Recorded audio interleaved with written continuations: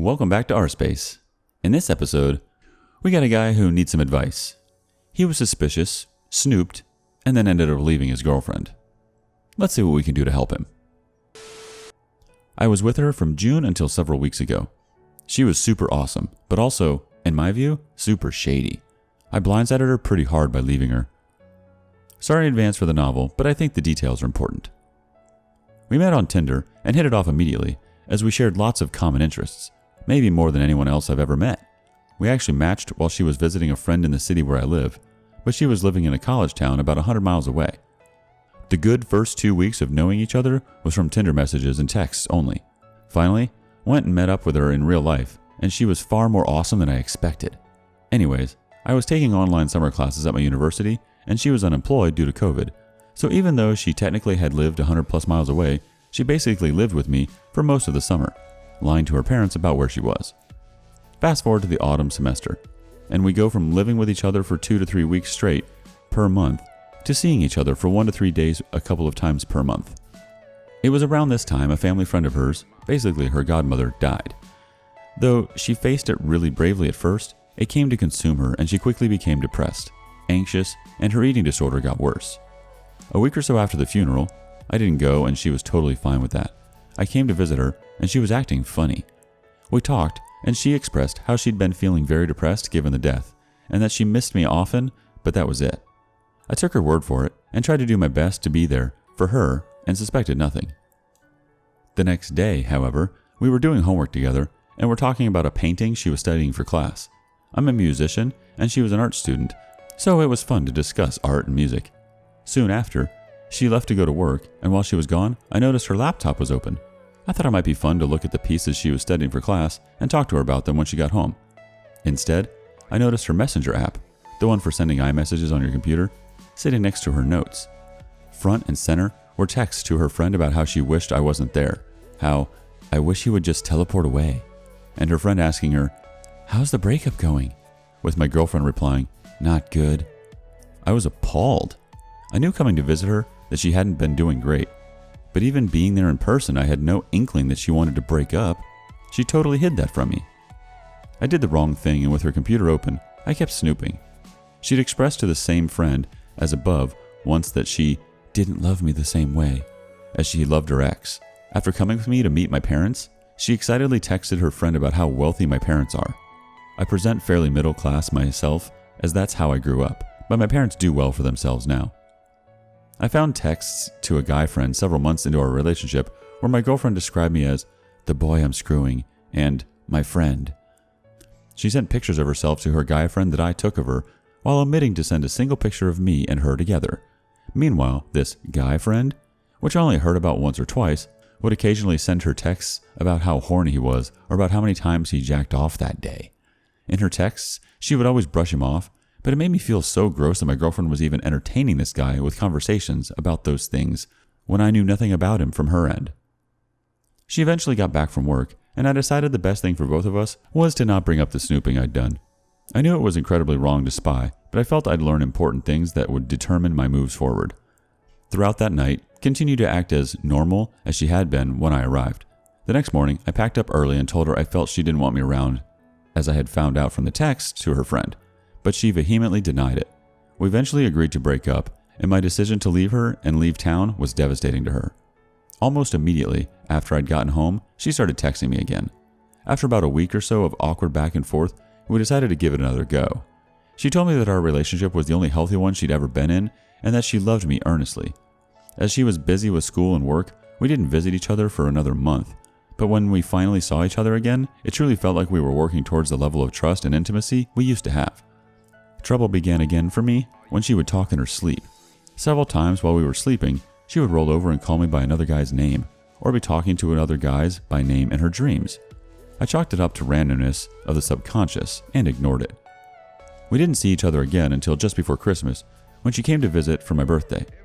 Due to COVID, there wasn't much to do besides hanging out at home, but it was alright. Trouble struck again on the final day she was visiting, which happened to be my birthday. I had been woken up the night before by her rolling over, putting her arm around me, and saying, "I love you, insert other guy's name here." So I started the day pretty sad or mad. She also refused to wake up and slept in till nearly 1 p.m. She told me she was going to bake me a cake the day before, but decided not to. Had nothing planned, and I ended up buying us a nice lunch with my own money. To top it all off, she decided she was not going to spend the night, as she had planned 3 to 4 weeks earlier, but instead left a day early. I ended up spending most of my birthday with her sitting on the couch and the entire evening alone as she left early. I'm not a needy person when it comes to birthdays, presents, surprises, but the extremely low level of effort combined with being called another guy's name in bed the night before left me sad, mad, and more suspicious than ever. I went through Christmas time feeling pretty dejected about the whole relationship, but it didn't cost me much more than an hour a day of texting or phone calls, so I just went with it. The last straw for me was her not texting me all evening one Friday in early January. Finally, got a tipsy text from her late that night that she'd been out getting coffee and drinks with one of her guy friends she hadn't seen in months. Though she worked 50 to 60 hours per week and had only seen me 3 times in the past 15 weeks, she had the afternoon and evening off and decided not to spend it with me. I would never ask a significant other to distance themselves from seeing their friends. That's abusive. But when she said, "I wish I could have been grabbing a drink with you," when there seemed no intention of that, I snapped. It was the disingenuous move that broke the camel's back for me.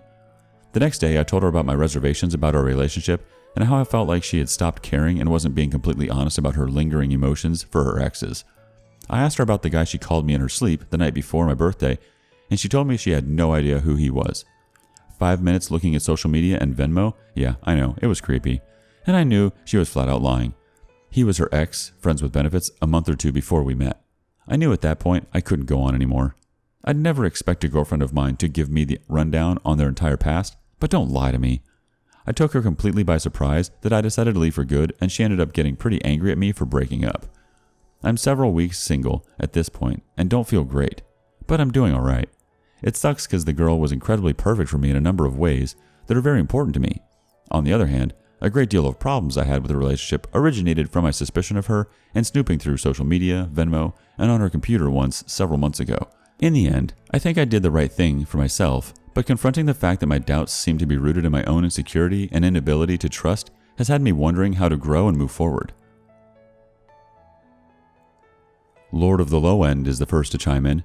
You read her plan, dude. She was pretty clear talking to her friend that with you, she saw dollar signs.